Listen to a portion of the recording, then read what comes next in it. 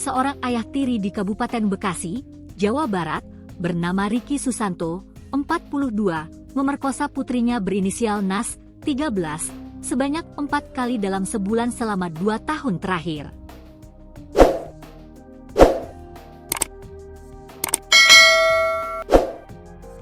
Hal ini diketahui berdasarkan pengakuan pelaku kepada penyidik Polres Metro Bekasi usai ditangkap di Tasikmalaya, Jawa Barat, pada Selasa, 8 Juli 2025. Perbuatan pencabulan dan persetubuhan tersebut dilakukan oleh tersangka sekitar kurang lebih 3-4 kali dalam 1 bulan selama kurun waktu 2 tahun terakhir, ujar Kapolres Metro Bekasi Kombes Mustafa dalam keterangannya, Rabu, 9 Juli 2025.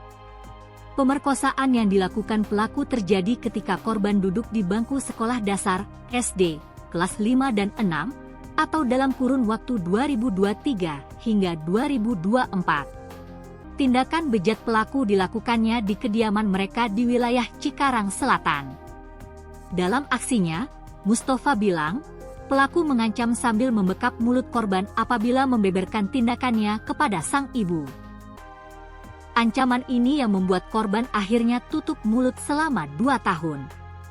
Tersangka melakukan pengancaman kepada korban dengan mengatakan, "Awas kamu jangan bilang mamah ya, kamu enggak takut mamah jualan sendiri kalau ayah masuk penjara," ungkap Mustafa. Tepat pada 23 Juni 2025, korban mulai memberanikan diri menceritakan tindakan pelaku kepada rekannya setelah tak pulang berhari-hari karena ketakutan.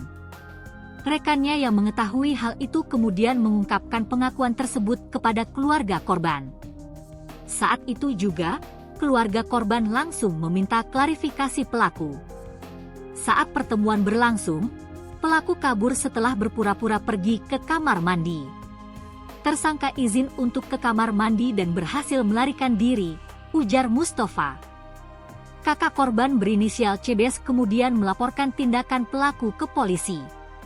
Laporan teregistrasi dengan nomor LPB 2327-6-2025 SPKT Polres Metro Bekasi Polda Metro Jaya, tertanggal 24 Juni 2025. Sekira 2 pekan berikutnya, polisi menangkap pelaku di rumah rekannya di Cibalong, Tasikmalaya.